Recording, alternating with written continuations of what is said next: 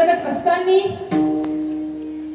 मनुष्य वर्गाने कसं जीवन जगावं आणि मनुष्य प्राणी मात्र जीवन जगत असताना त्यांच्या सोबत फक्त आणि फक्त येतं ते कपाळच. कपाळ म्हणजे प्रारब्ध, कपाळ म्हणजे सदृष्ट, कपाळ म्हणजे नसीब. आपण कुठेही गेलो तर आपल्या सोबत येतं ते आपलं कपाळ म्हणजे आपलं नशीब, आपलं प्रारब्ध. आता मला सांगा, इथे बसलेल्यांपैकी कोणी घरी गाडी विसरून आला असेल, बंगला विसरून आला असेल, कोणी लॉकेट विसरून आला असेल, कोणी पॉकेट विसरून आला असेल, परंतु असं कोणी आहे का आपला कपाळच घरी ठेवून आलेला आहे? तर नाही. म्हणून जगद्गुरु तुकाराम महाराज आपल्याला या अभंगात सांगतात, कुठेही गेला तरी आपलं फक्त आणि फक्त येतं ते सोबत नशीबच. नुसतं नशीब सोबत आलं म्हणून होत नसते. तर म्हणून जगद्गुरु तुकाराम महाराज आम्हाला सांगतात, नशीब हे भेटल्यानंतर त्याच्यासाठी असावं लागतं ते आपलं पूर्वपुण्य. पूर्वपुण्याचा फायदा आपण कशा पद्धतीने करायचा तर ते सांगतात की ते तुम्ही फक्त आणि फक्त संतांच्या संगतीत राहूनच त्याचा तुम्हाला फायदा करता येईल. आणि आपण ज्या गोष्टींना आपलं भाग्य समजतो, जसं की आपल्याला असं वाटतं आपलं धन, आपले पुत्र, आपली पत्नी, आपलं हे सगळं काही आपलं भाग्य आहे. जगद्गुरु तुकाराम महाराज म्हणतात हे सगळं काही आपलं भाग्य नसून त्यामध्ये काय आहे, आपली वासना आहे. म्हणून या सगळ्या गोष्टींच्या मागे न धावता जगद्गुरु तुकाराम महाराज म्हणतात, नवे नवे आपण काय करायचं, भगवंताच्या नामस्मरणाचा इतका अट्टहास करायचा, इतका अट्टहास करायचा की शेवटी आपला अंतिम श्वास भगवंताच्या चरणापाशी आपल्याला विलीन करता आला पाहिजे. हा झाला अभंगाचा सरळ सरळ भावार्थ. कसा आहे, कार्यक्रम कुठलाही असो, काय कार्यक्रमाच्या निमित्ताने आपण सर्वजण या ठिकाणी जमलेला आहोत, हे सर्वांना जरी ज्ञात असलं तरी कुठलाही कार्यक्रम असला की थोडीशी प्रस्तावना मांडणं हे वक्त्याचा अर्ध कर्तव्य असतं. या ज्ञानाने आज आपण या ठिकाणी श्री क्षेत्र शिवापूर उर्फ शेळकेवाडी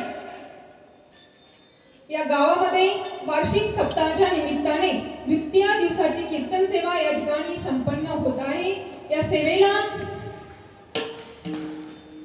ज्यांनी उपस्थिती नोंदवली, कसं आहे, आपल्याला जर घरामध्ये स्वयंपाक करायचा असेल तर मसाले लागतात, चटणी लागती, बरोबर आहे की नाही, कोथिंबीर लागती, कढीपत्ता लागतो. त्याप्रमाणे कीर्तनामध्ये हा सगळा मसाला जर कोण असेल तर ते फक्त आणि फक्त मृदुंग वादक असतील. मग आजच्या कार्यक्रमाला ज्यांनी उपस्थिती नोंदवली असे मृदुंग वादक हरिभक्ती पारायण आमचे बंधू दत्ता महाराज साळवे महाराजांचे आभार व्यक्त करते. त्याचप्रमाणे जे सुंदर अशा स्वराची साथ करत आहे असे हरिभक्ती पारायण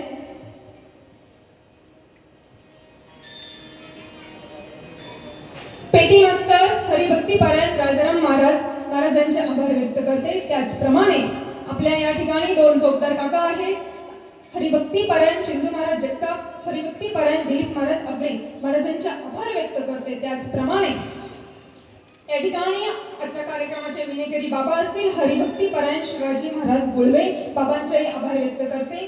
त्याचप्रमाणे श्री गणेश साऊंड सिस्टम शिवापूर दादांचे आभार व्यक्त करते. त्याचप्रमाणे श्री हरी एचडी व्हिडिओ चॅनलचे दादा उपस्थित आहे, त्यांचे आभार व्यक्त करते. त्याचप्रमाणे हरिभक्ती पारायण ज्यांनी चालीची साथ दिली असे बाळासाहेब महाराज जगताप, त्यांचे आभार व्यक्त करते. त्याचप्रमाणे ज्यांना चालीची साथ दिली असे हरिभक्ती पारायण ऋषिकेशजी महाराज नवले, त्यांचे आभार व्यक्त करते. त्याचप्रमाणे आमचे विकास दादा असतील, त्यांचे आभार व्यक्त करते. त्याचप्रमाणे मला हक्काने आवाज देणारे आमचे नवनाथ दादा असतील, हरिभक्ती पारायण नवनाथ महाराज, त्यांचे आभार व्यक्त करते. सर्व भजनी मंडळांचे आभार व्यक्त करते. नवे नवे मातृवर्ग पितृवर्गाच्या सगळ्यांच्या चरणी नतमस्तक होते आणि सेवेला प्रारंभ करते. विठ्ठला विठ्ठला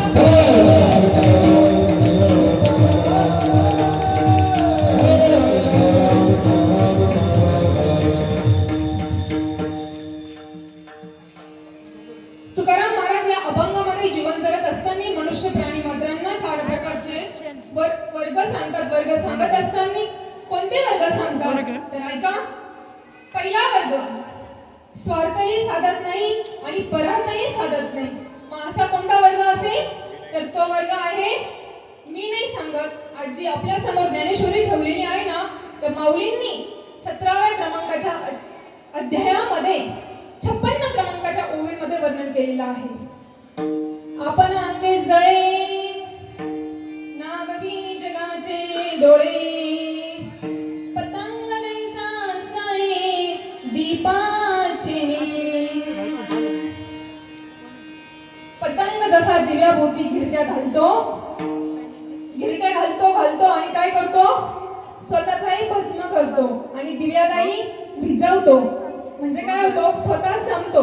दिवा भिजला म्हणजे जगालाही अंधकार प्राप्त करतो. म्हणून या वर्गास म्हणतात स्वार्थही साधत नाही आणि परार्थही साधत नाही.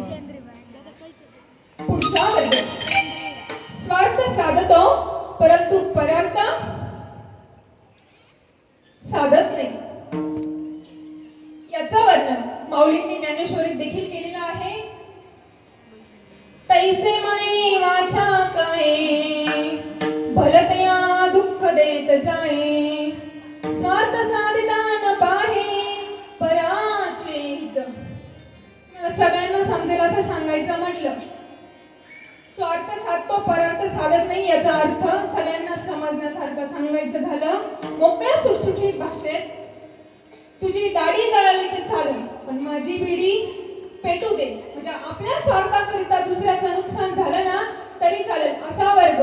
मग त्या वर्गास म्हणतात मी म्हणत नाही, तर माऊली ज्ञानोबा ज्ञानेश्वरी मध्ये म्हणतात स्वार्थ साधतो परंतु परार्थ साधत नाही. तिसरा वर्ग जगद्गुरु तुकाराम महाराज तुम्हा आम्हाला जीवन जगत असताना सांगतात स्वार्थही साधतो आणि परार्थही साधतो. आता मला सांगा, तुम्ही सगळी मंडळी दिवसभर काम करून आले की नाही? सकाळी दिवसभर काम केलं, हा झाला तुमचा स्वार्थ. कारण काम कशाकरिता केलं? प्रपंचाकरिता. संध्याकाळी भगवंताचं चिंतन ऐकायला आले, हे कशासाठी आले? परार्थाकरिता. याच्यामध्ये काय आहे? तुमचा परमार्थ आहे. मग याचं वर्णन माऊलींनी ज्ञानेश्वरीमध्ये केलेलं आहे. का पीडित पाप ताप, पोकित तिरीचे पादप, समुद्र जाय आप गंगेचे जैसे. गंगा नदी सगळ्यांना माहिती आहे ना. गंगा काय करते? नदी वाहते. नदीचा मुख्य हेतू काय असतो? समुद्राला मिळणे. हा झाला तिचा स्वार्थ. परंतु अख्खा जग तिच्यामध्ये काय करतं? स्नान करतं. बरोबर आहे की नाही? धोंड्याच्या महिन्यात कुठे कुठे गेले होते मग? कोण पंढरपूरला गेलं चंद्रभागी स्नान करायला, कोण त्र्यंबकला गेलं, कोण नाशिकला गेलं पंचवटी. बरोबर आहे की नाही? मग हा काय झाला? तिचा परार्थ. मला सांगा, गंगा तिला गरज आहे का इतकं सगळं तिच्यामध्ये घाण साठवून घेण्याची? तरी तुमची माझी सगळी घाण ती काय करते? साठवून घेते. म्हणून तिचा हा झाला परार्थ. नवे सूर्य सगळ्यांना माहिती आहे. सूर्य काय करतो? उगवतो आणि मावळतो. उगवतो मावळतो हा झाला त्याचा स्वार्थ. परंतु अख्ख्या जगाला प्रकाश देतो हा झाला त्याचा परार्थ. तिसरा वर्ग स्वार्थ साधत नाही, परार्थ साधतो. माझा कोणता वर्ग असेल? तुमचा आमचा आहे का? नाही. हा वर्ग संतांचा आहे. आज ज्यांचा अभंग आपण घेतलेला आहे ना सेवेकरता, ते देखील संतच आहे. आणि संतांचे कार्य कशाचे असते? तर जनकल्याणाचे असते. मग संत कुणाला म्हणायचं?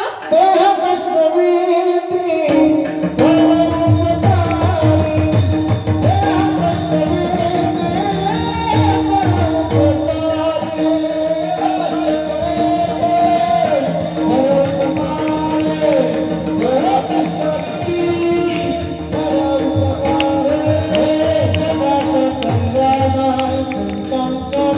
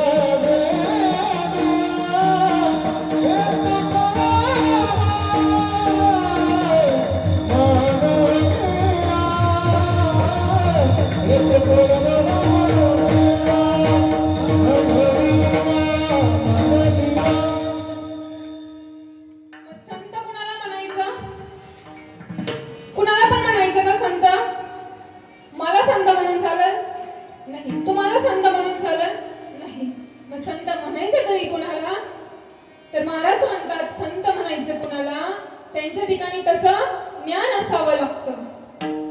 मग ज्ञान असून चालेल का? तर नाही. तशी बुद्धी असावी लागते. पण ज्ञान आणि बुद्धी असली म्हणजे संत होईल का? तर नाही. ज्ञान आणि बुद्धी असून चालत नाही. मग तसं शास्त्र अवगत असावं लागतं. मग एवढंही असलं म्हणजे संत होईल का? तर नाही. त्यांच्या ठिकाणी तसा अनुभव असावा लागतो.